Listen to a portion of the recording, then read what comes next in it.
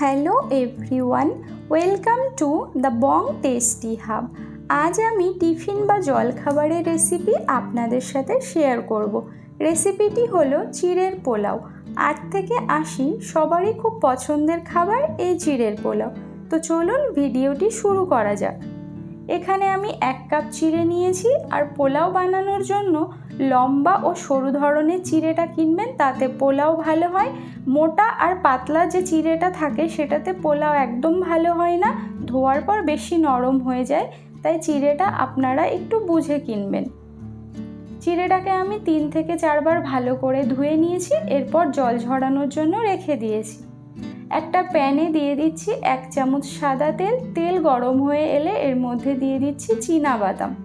মাঝারি আঁচে চীনাবাদামগুলোকে আমি 2 থেকে 3 মিনিট ভালো করে ভেজে নিচ্ছি। ভাজা হয়ে গেছে, এবার একটা পাত্রে তুলে নিয়েছি। ওই একই তেলে ফোড়নে দিয়ে দিলাম শুকনো লঙ্কা, গোটা জিরে, সরিষা, আর দিয়ে দিচ্ছি 7 থেকে 8টা কারি পাতা। ফোড়নটাকে আমি 10 থেকে 12 সেকেন্ড ফ্রাই করে নিয়ে এবার দিয়ে দিচ্ছি পেঁয়াজ কুচি।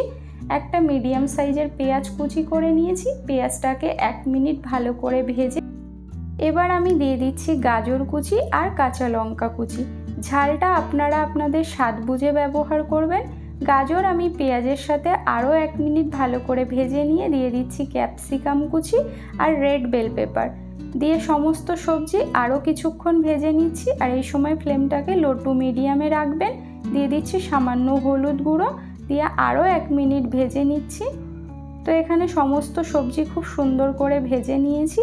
এবার আমি এর মধ্যে অ্যাড করে দিচ্ছি কাজু বাদাম, দিয়ে দিচ্ছি কিশমিশ। কাজু আর কিশমিশ সবজির সাথে আরও 1 থেকে 2 মিনিট ভালো করে ফ্রাই করে নিচ্ছি। ফ্রাই করা হয়ে গেলে এর মধ্যে দিয়ে দিচ্ছি 1 চামচ ঘি। কারণ চিড়ের পোলাওতে যদি ঘি ব্যবহার করা হয় তাহলে স্বাদ আরও দ্বিগুণ বেড়ে যাবে। আপনারা চাইলে সাদা তেলেও করতে পারেন। সবজি ভালো করে ভেজে নিয়ে দিয়ে দিচ্ছি জল ঝরানো চিড়েটা সবজির সাথে খুব ভালো করে মিক্স করে নিচ্ছি। দেখতেই পাচ্ছেন মিক্স করা হয়ে গেছে। এবার আমি এর মধ্যে দিয়ে দিচ্ছি স্বাদ অনুযায়ী লবণ, আর দিয়ে দিচ্ছি চিনি। মিষ্টিটা আপনারা আপনাদের স্বাদ বুঝে কম বেশি ব্যবহার করবেন। দিয়ে দিচ্ছি আরও 1 চামচ ঘি, দিয়ে সমস্ত উপকরণ খুব ভালো করে মিশিয়ে লো ফ্লেমে কিছুক্ষণ ভেজে নিচ্ছি।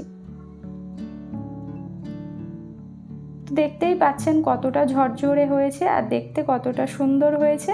এবার উপর থেকে ভেজে রাখা চীনাবাদাম দিয়ে আরও কিছুক্ষণ নেড়েচেড়ে মিক্স করে নিচ্ছি। তো অলরেডি এখানে আমার চিড়ের পোলাও ভাজা হয়ে গেছে। এবার উপর থেকে সামান্য একটু লেবুর রস ছড়িয়ে দিয়ে মিক্স করে নিচ্ছি। তো অবশ্যই এই রেসিপিটি আপনারা বাড়িতে ট্রাই করবেন, আশা করি আপনাদের খুবই ভালো লাগবে। তো চিড়ের পোলাও এখানে আমার রেডি হয়ে গেছে। ফ্লেমটা অফ করে দিয়ে এটাকে আমি একটা পাত্রে সার্ভ করে নিচ্ছি। তো আমার রেসিপি আপনাদের কেমন লাগলো কমেন্ট করে জানাবেন। যদি ভালো লাগে তাহলে লাইক করবেন, শেয়ার করবেন, আর যদি আমার চ্যানেলে আপনারা নতুন হয়ে থাকেন তাহলে চ্যানেলটিকে সাবস্ক্রাইব করে পাশে থাকা বেল বাটনটি অন করে রাখবেন। তো সবাই ভালো থাকবেন, সুস্থ থাকবেন।